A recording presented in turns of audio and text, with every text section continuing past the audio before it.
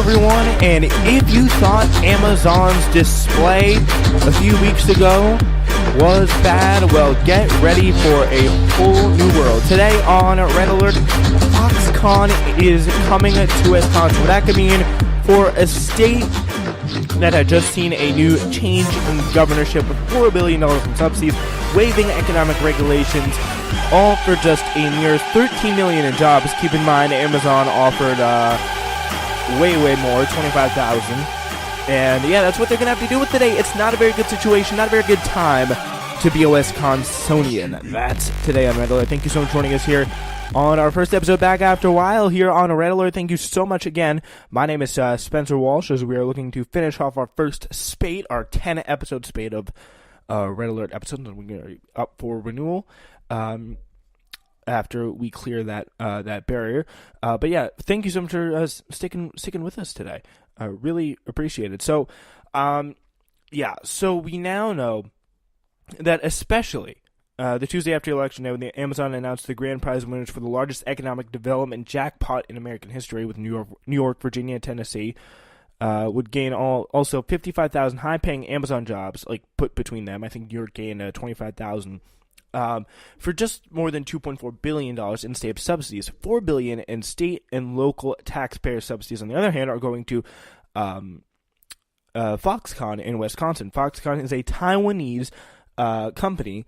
It's a Taiwanese electronic company, pretty much their version of Apple. I mean, it builds a lot of Amazon Kindles, Apple products as well. It's a big technologically manufacturing company in Taiwan that has really been pushed by Trump and Scott Walker to bring jobs back to China. And at what cost? Well, we will find out. It's a very, very heavy cost, and I do want to explore some of that today. So, we will be discussing that. So, and also quite detailed. So Walker's deal with Foxconn provided $4 billion, again, in state and local taxpayer subsidies in exchange for an actual guarantee of 3,000 jobs, paying an average of $53,000 a year. So these are not very high-paying jobs in a Mount Pleasant electronics plant. So, and by the way, keep in mind, the fact that they let Foxconn come here and into Wisconsin is a little bit of a problem, because Foxconn has really been under scrutiny and even been put to the test by, believe it or not, Apple for some of their rough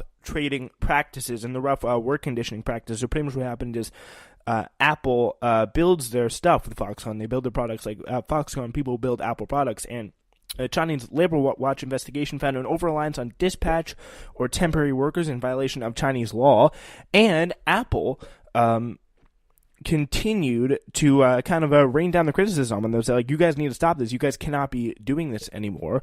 They're pretty much contract manufacturers, and they are saying on Sunday, it's investigating. They're going to have to investigate a plant in China that makes devices for Amazon.com.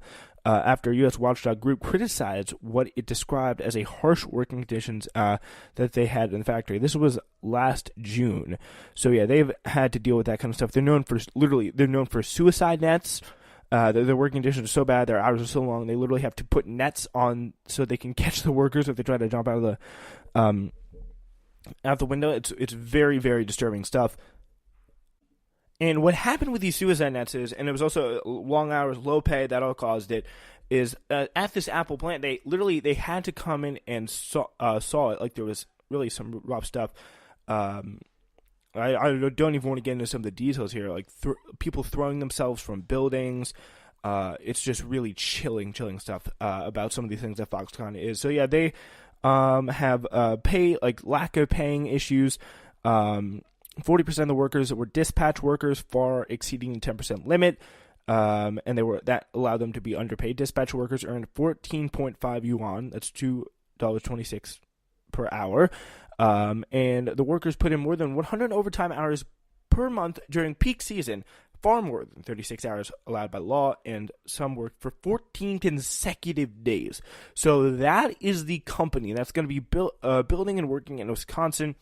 And, I mean, something tells me, like, Americans who are in a little bit of a better situation, like, I really doubt they're going to tolerate this. And it'd be very interesting to see the working conditions that Foxconn's Wisconsin factory has to deal with this. So, yeah, we know Foxconn coming to Wisconsin, they have some horrible working condition issues in China in the past, so they have that against them. And also, this is a very awful deal that we have Scott Walker, Donald Trump, not very good at deals, folks. Not very good.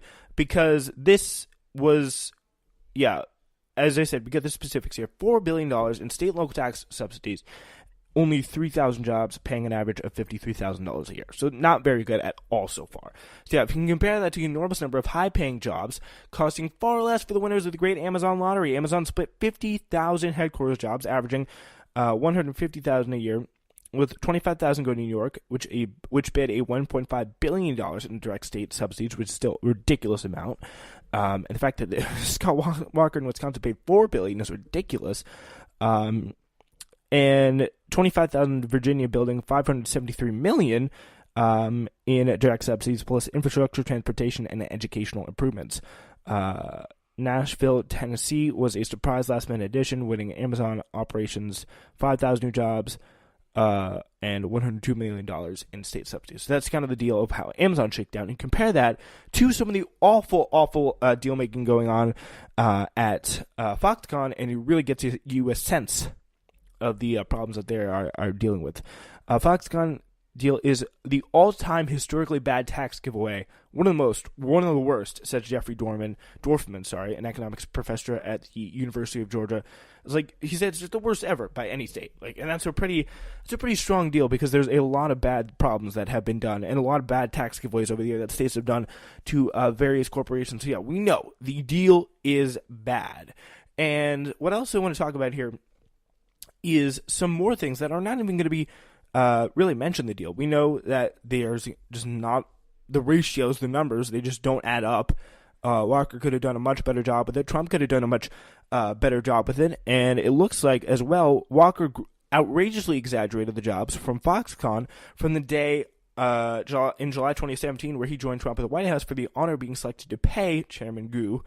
Terry Gu is, by the way, the billionaire CEO of Foxconn, billions and billions of dollars to manufacture electronic LCD screens in Wisconsin. The three celebrants, Walker, Trump, and Gao, all had a history of promising unbelievable jobs numbers that failed to materialize.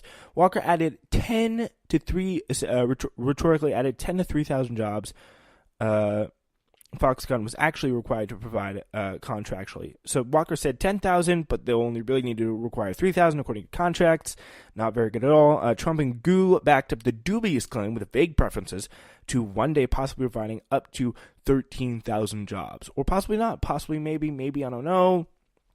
And apparently the final count is 3,000. So 3,000 is the number, the base number that they have to provide. Possibly they can provide more, but that is the chance of that happening, knowing Scott Walker, Donald Trump, and the CEO Terry Gu, it's very small. It's very, very small. So Foxconn would be importing engineers from China for many of their highly paid jobs. Surprise, surprise, because it couldn't find qualified enough engineers in Wisconsin, enough qualified engineers in Wisconsin. Been open secret in the tech industry for some time. The Chinese engineers would be required to run the first LCD panels in the U.S. But the far more serious concern came after Foxconn milked Wisconsin taxpayers for billions under Walker's contract. So Foxconn in 2017 began laying off employees at its iPhone factories in China, replacing 60,000 workers, more than half the workforce in one plant with robotic technology. That's a huge amount of layoffs.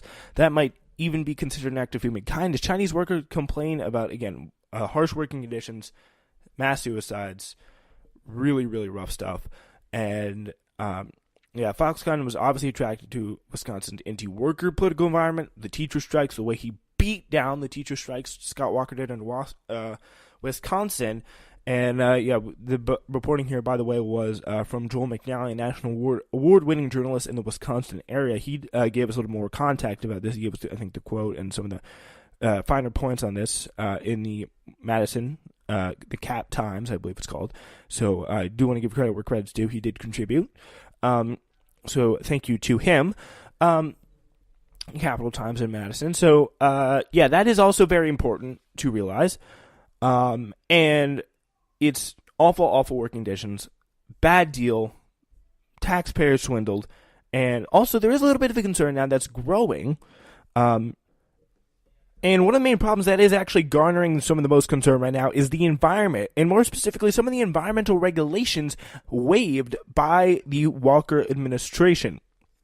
More specifically, what they can do is Foxconn can just pretty much discharge dredge materials or fill wetlands without a permit. And this is, again, something that, like, there's a lot of wetlands in the area that they're building this. This is like it's a good environmental value, like a lot of state parks, things like that over there. The provision would apply not only to wetlands Foxconn fills when it's constructing its 1.6 mile complex, but also to wetlands it fills once the facility is fully operational. So they could just dump shit in the ground wherever they want, pretty much. That's the impression I'm getting from that point there. So another thing they've done is exempt the company from another state law that requires businesses to create new wetlands when they get permits and fill existing ones.